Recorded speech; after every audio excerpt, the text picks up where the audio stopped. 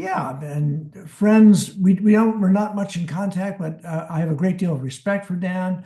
I know him both at the Times and from Provincetown.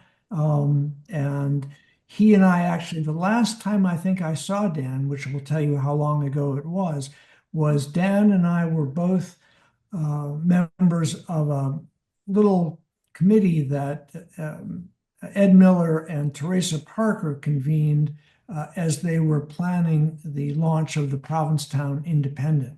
They sought out counsel from veteran journalists about how they should approach that task, which I must say they have pulled off with such